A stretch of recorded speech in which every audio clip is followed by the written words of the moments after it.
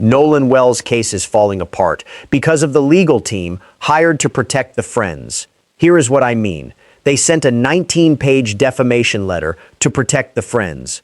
But inside that letter, they revealed that one specific girl knew where Nolan's phone ended up and knew where his keys were, on top of an Xbox, in a specific room, in a house she was not supposed to be connected to. Nobody else knew that, she did, and that detail came from their own document. But that is just the beginning, because then you look at the boat footage and someone is making a very serious claim that it was AI altered. Inconsistent shadows, oversized propellers, and a flattened balcony overlay that appears to be hiding another boat entirely. What we are doing today is going inside that 19-page defamation letter, line by line. Let's get into this TikToker's analytics.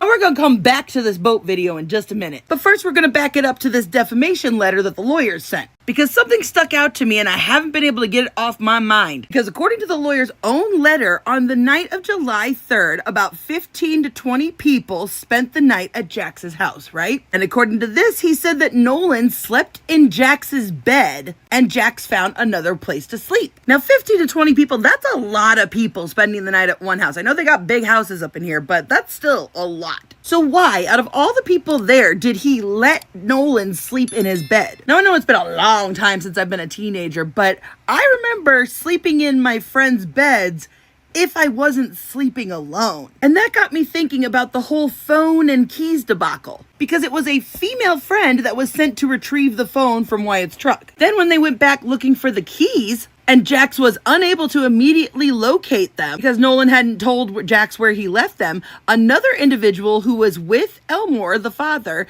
had to text the same female friend who handed the phone to Javon's mother. So the same girl that was there earlier got the phone out of Wyatt's truck and then apparently left within that time frame. For some reason, she knew where Nolan's keys were on top of the Xbox. Why did she know that those were Nolan's keys? How did she know where they were and nobody else did? Unless she was in the bedroom with him. I think Nolan hooked up with a girl at the party that night, which would make more sense when Tristan made a slick comment about the girl that he was with. Because Tristan was out hanging with his family at a different place with the boats. Other than the fight, we've never heard anything about Tristan hanging out with the three boats. So it would make sense that Tristan would have been at the sleepover party since he was hanging out with his family for 4th of July. I think we also need to go back to the second interview that Javon did, because his mom was the one who went and got the cell phone. I feel like not enough people talk about this interview and what is said, so let's play it.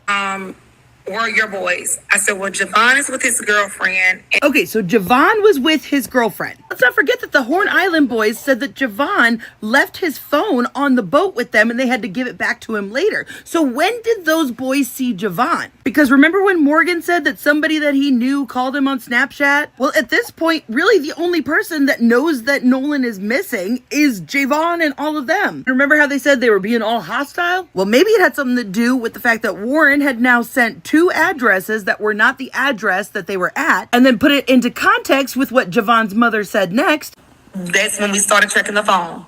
Well, for Christine, it said one place, but for them on Snapchat, it showed another place. So that's the place we went to. And it showed that everybody that was in the house, it was like a lot of people there. Like it was, I'm not familiar with all the kids. I only know like one there, but it showed that the phone was at what a lot of people were at. So that's how we knew where to go to. We went there. They were all there. They were sitting there, lights off, watching TV. So there were a lot of other kids over at Jax's house. Supposedly they had just come from a party at another person's house. Remember, that's where they said they were at, an after party. She said all of the kids were just sitting there in the dark watching TV. I mean, that doesn't sound like a bunch of concerned friends freaking out trying to figure out where their friend is. It sounds to me like there wasn't a party at all that night. Now, I also wanted to circle back to this that we talked about in the defamation letter, because I was told that apparently this is from a Life 360 screenshot. Remember, yesterday I also pointed out that the departure time is different than what we've seen on the GPS. with the arrival time being the exact same that we've been told. Because a 10:22 depart time is almost an entire half an hour later than what the GPS says that they left at. Now, going back to this picture of Bart's boat and the whole group getting on there, you will notice that the perspective of this picture had to have been taken inside of a boat, supposedly the Triton. Now, I know this video has been bothering y'all as much as it has been bothering me from the very beginning. Now, I don't know if any of y'all noticed it, but right here, you will see a black and white boat drive by. Keeping in mind that this is at 9:41, just minutes before they leave. Where is it? Right there. And you'll notice Eric is there. Eric is the same kid from this picture. I can tell by his shorts, his build, everything. Y'all will see here that there is a very pointed boat parked here, which I'm assuming is the Palm Beach. Keep in mind, the Palm Beach left to go towards the island first. They've told us that. Now, this angle is from camera 3, remember that, at 1 minute before they leave. So 1 minute before the Triton is supposed to head out according to the GPS, right? But the Palm Beach is still there. Now, oh so conveniently, when Tatum shows this video on his show, they zoom in so that you can no longer see the date or time, etc. And zoom in even farther to see the Triton leave. Y'all will notice, look at this shadow on the dock right here. According to camera 2, there's no shadow right there. Yeah, that's right. These videos are from 2 different cameras. That's when I started taking a real closer look at some of the light and the shadows in these. Now, why is the shadow from camera 3 so much shorter than the shadow from camera 2? And you'll notice on camera 3, notice how there is a hard shadow line on the front of the boat.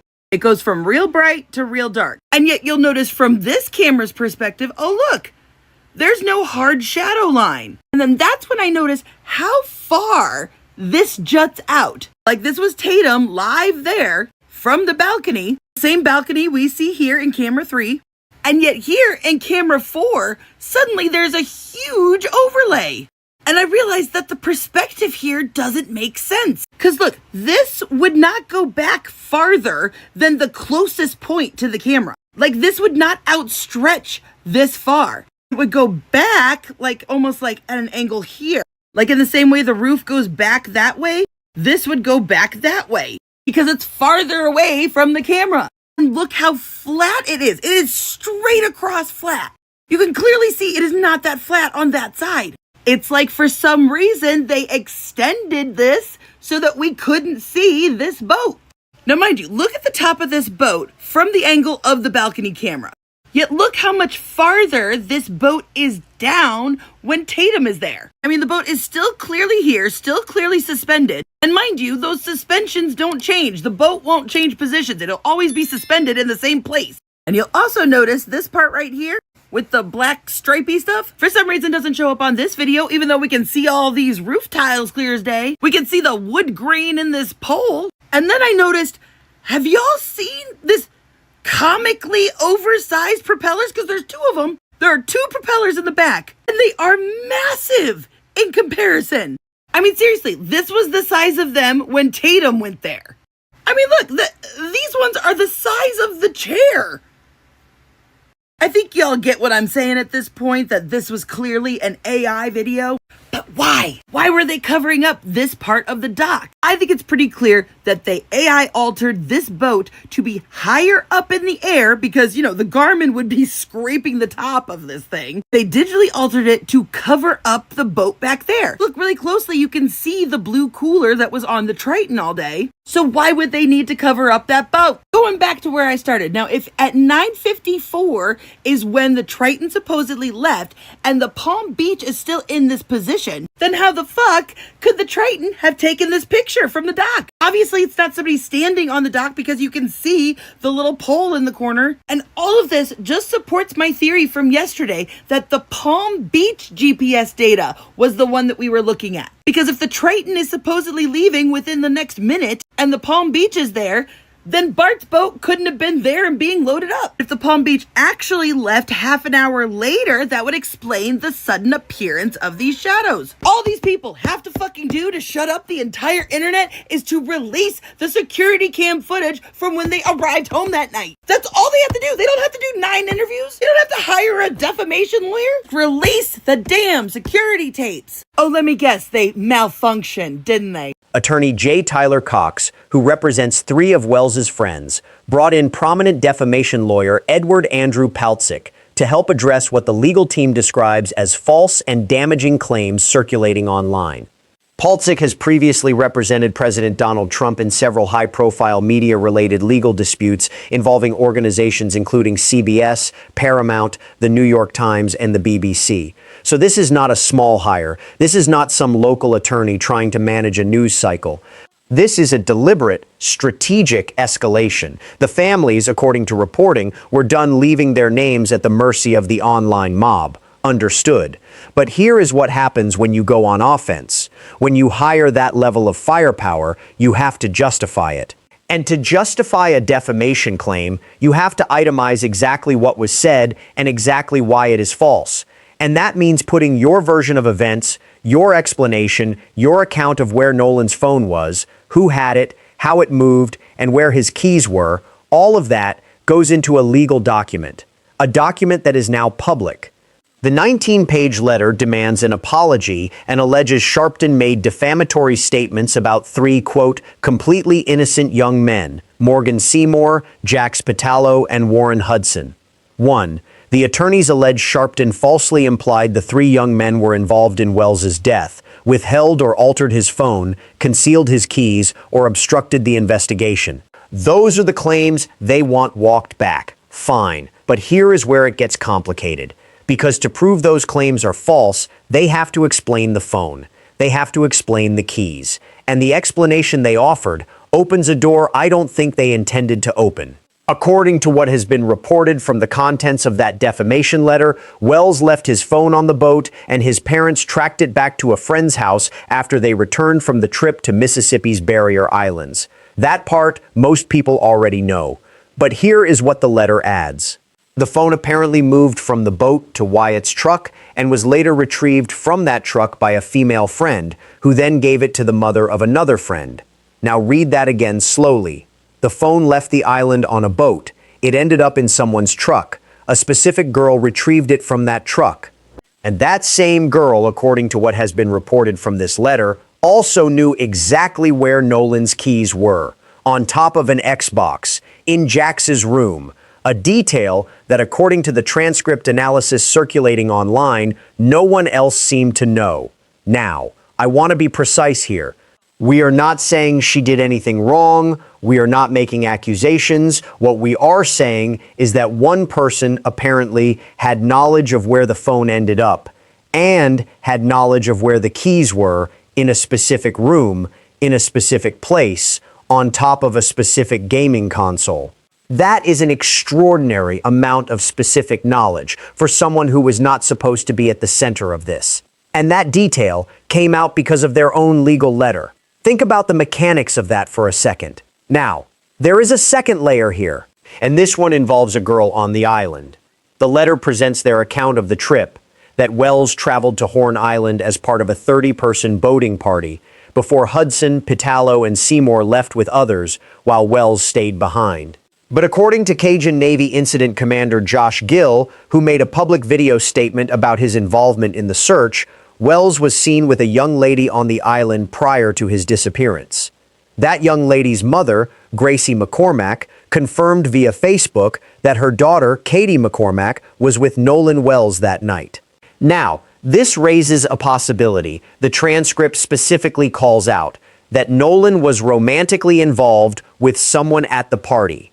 And if that is true, then the question of who last saw him and what that interaction looked like has not been fully answered publicly. It also raises another question. Is the female who retrieved Nolan's phone from Wyatt's truck connected to anyone else on that island that night? I am not going to answer that, because the record right now does not answer it. What I will say is this. The letter says the three friends never possessed or accessed Wells's phone and were not involved in his disappearance or death. That is what the letter claims.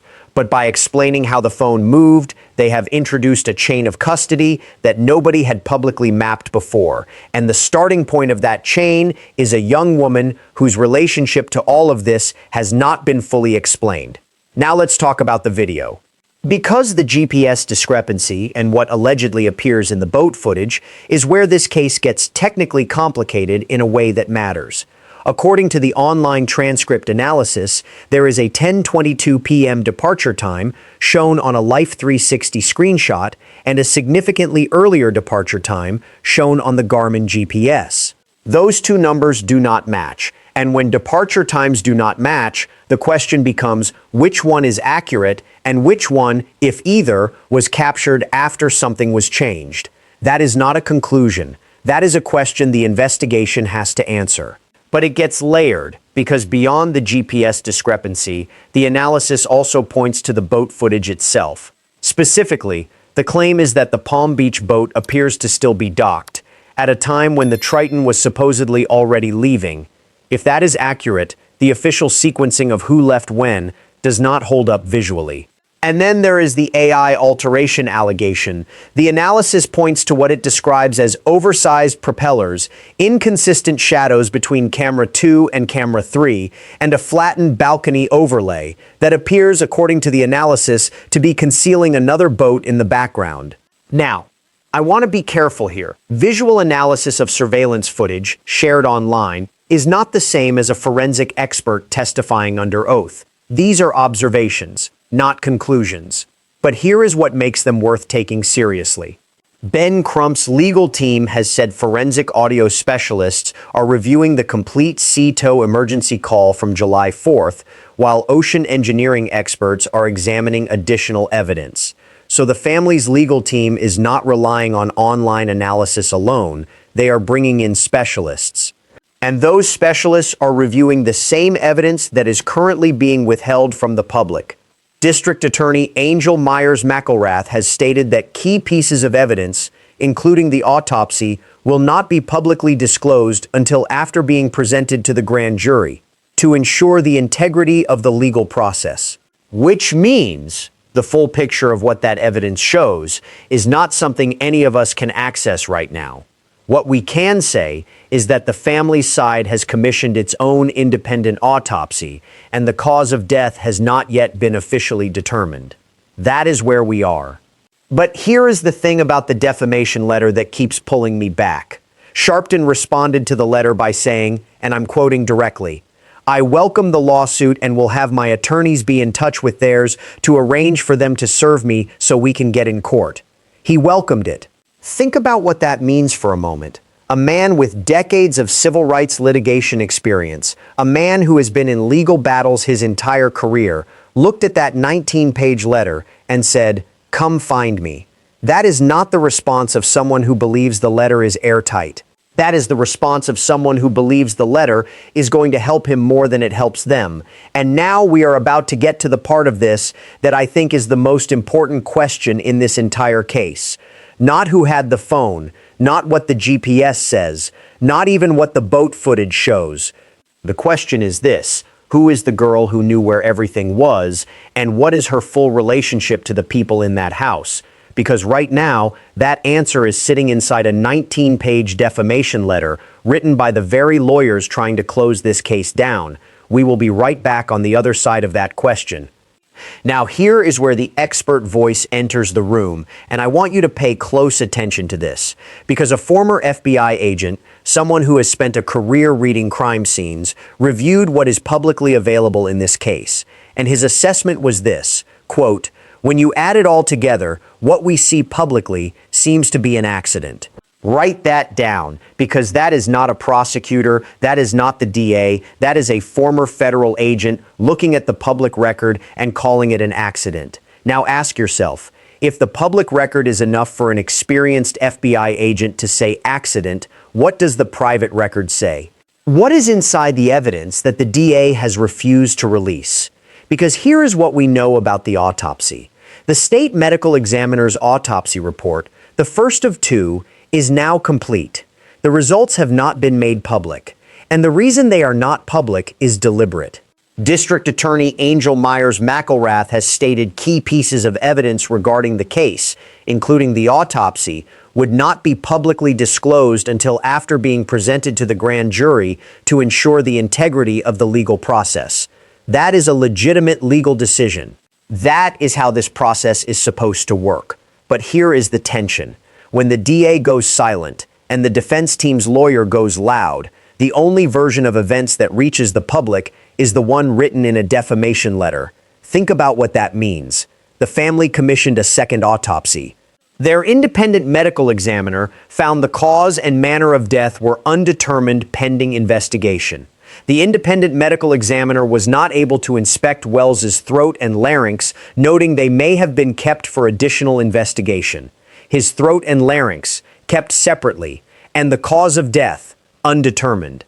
That is not a clean accident finding. That is a pathologist telling you, I cannot give you a definitive answer because I am missing pieces of the body.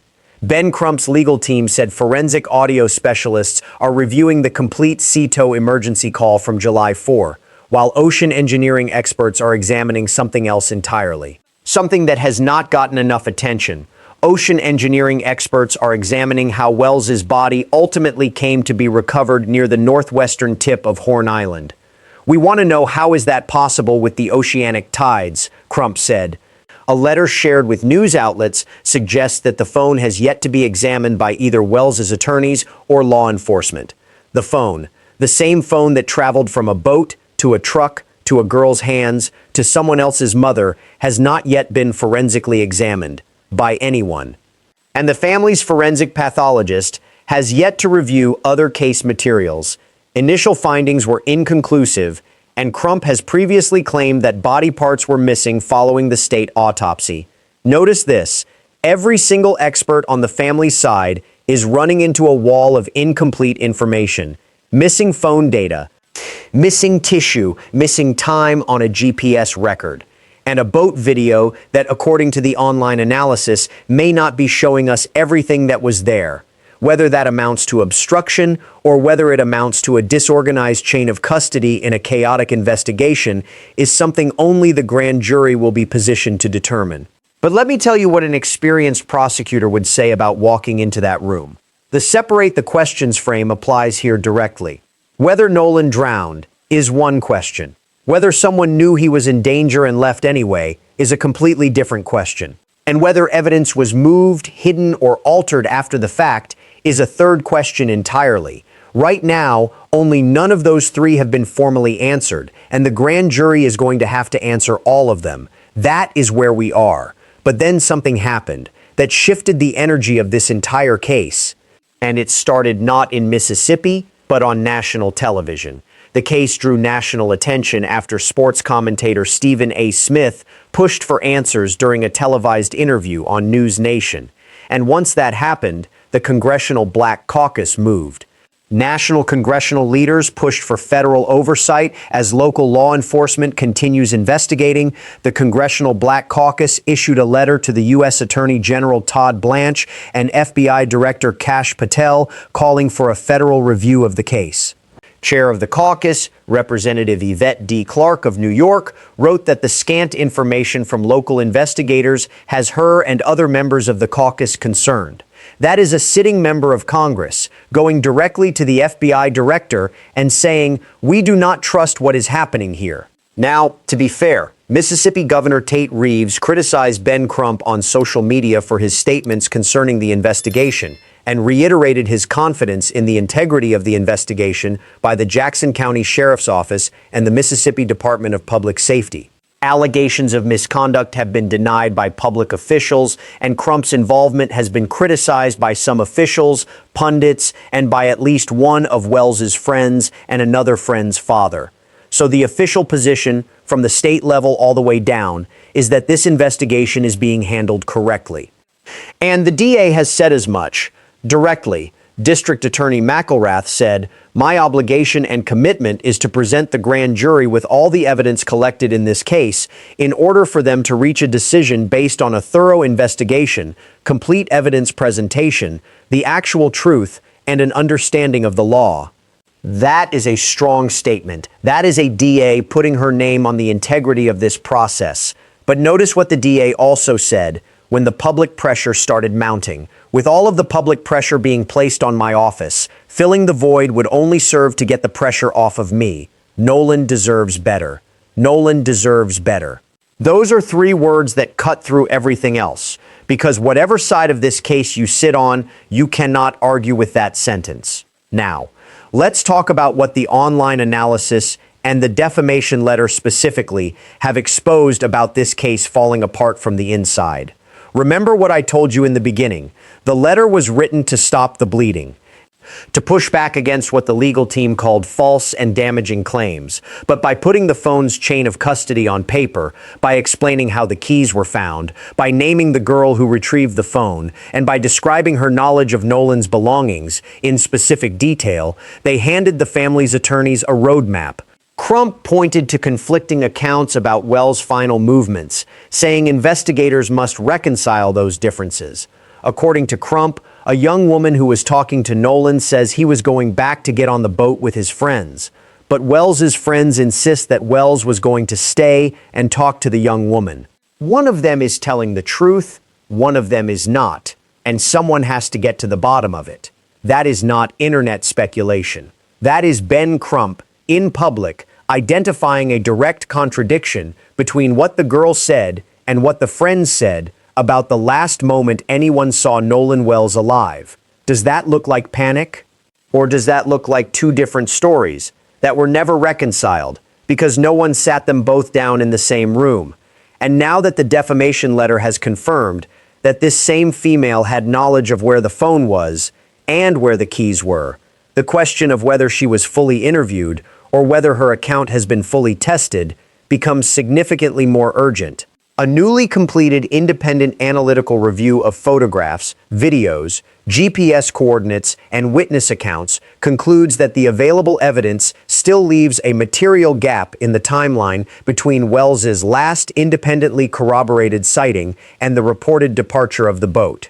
The 22-page report stresses that it reaches no conclusion about criminal or civil responsibility and instead identifies evidence investigators may still need to resolve unanswered questions, a material gap. That is not a blogger's word. That is a formal analytical review commissioned outside the state, finding a hole in the official timeline that has not been filled. And until it is filled, no one can say with authority what happened in that gap. Now let's bring this home, because at the center of all of this is not the phone, not the GPS, not the boat footage, not the defamation letter.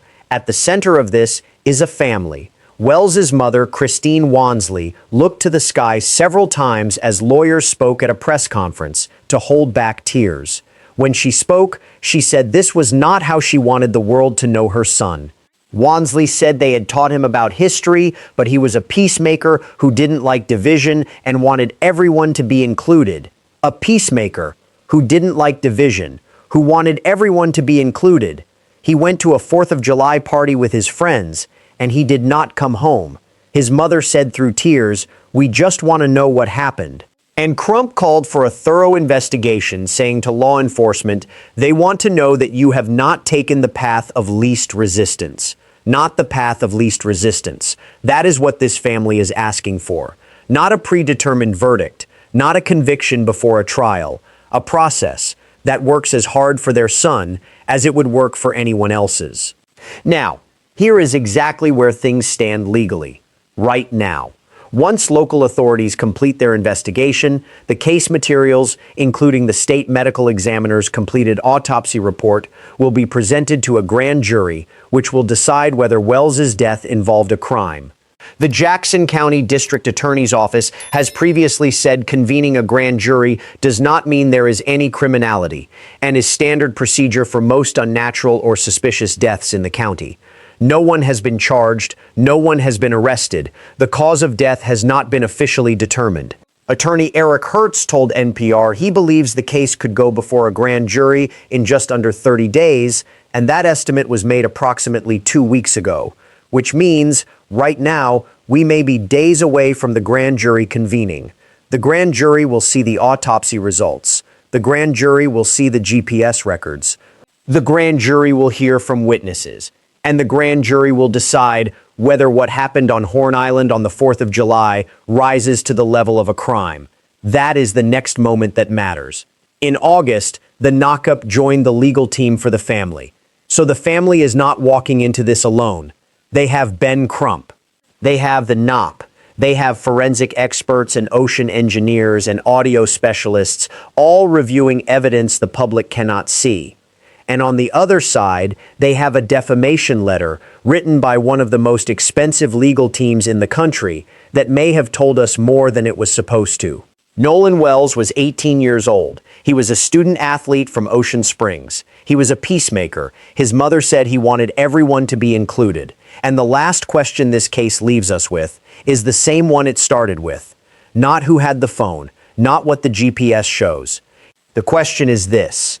In the final minutes before Nolan Wells disappeared, was he alone? And if he wasn't, where is the person who was with him? His mother said, "We just want to know what happened and why our baby didn't come home." We will keep following this case until there are real answers. The grand jury is coming, the forensic reviews are active, and none of this is over. Now I want to hear from you, having heard everything about that defamation letter and who had knowledge of where the phone and the keys were. What stands out to you most? Leave it below. We read everything.